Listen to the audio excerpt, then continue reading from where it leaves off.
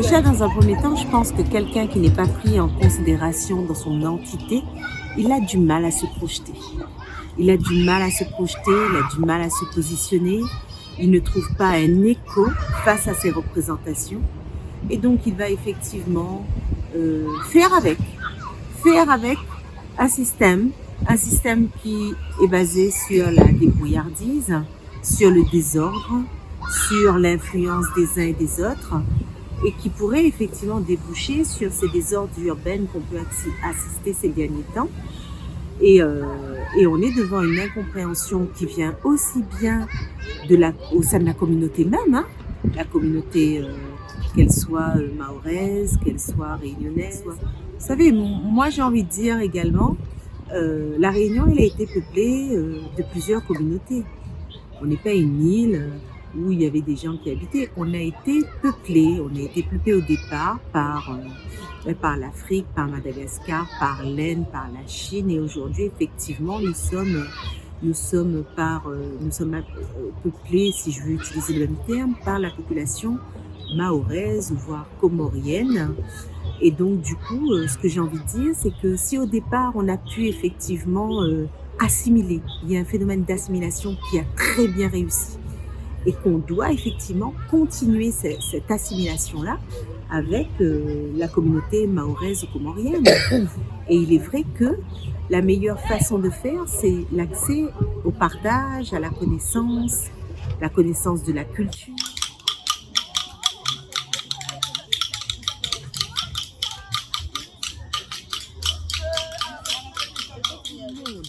Aujourd'hui, oui, on assiste à de jeunes qui sont en manque de repères, de jeunes qui ne savent pas où aller et de jeunes qui, pour montrer qu'ils existent, passent par la mauvaise solution. Mais c'est là qu'on parle d'eux. Alors, cette sensation de rejet, si une maman, un adulte forcément le vit, et là je vais parler de maman, hein, ben, l'enfant autour va vivre ça aussi. Quand bien même elle ne montrera pas sa souffrance derrière son isolement, l'enfant d'une manière indirecte arrive à percevoir le mal-être d'une maman et vice-versa. Donc forcément, moi je mets l'accent sur l'accompagnement. On ne peut pas ne pas accompagner. On ne peut pas dire qu'on est dans un pays où on prône en avant des valeurs d'égalité, de liberté, de fraternité. Nous avons des structures qui sont là pour ça. Et pour moi, c'est inadmissible que l'accompagnement dans un système comme on est dans un pays dit riche, s'il vous plaît.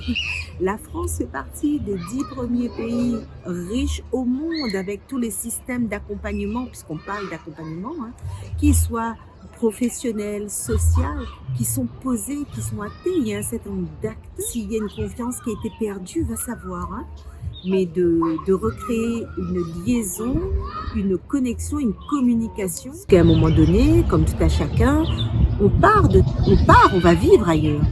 Ben, la population qui arrive ici, les Mahorais qui arrivent ici, les Comoriens qui arrivent ici, les Malgaches qui arrivent ici, ben, il y a des structures qui sont là aussi, qui doivent les accompagner et les aider dans leur insertion d'abord sociale, puis par la suite professionnelle et personnelle.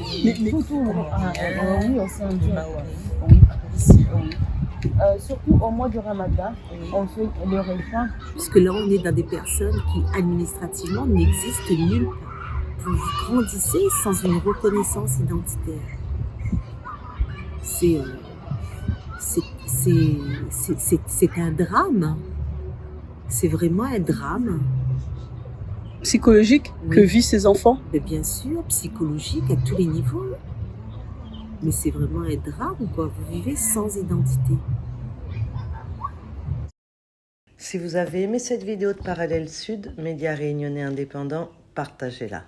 Et si vous voulez soutenir la liberté de la presse, faites un don sur notre site parallèlesud.com. L'info est un droit, mais elle a un prix.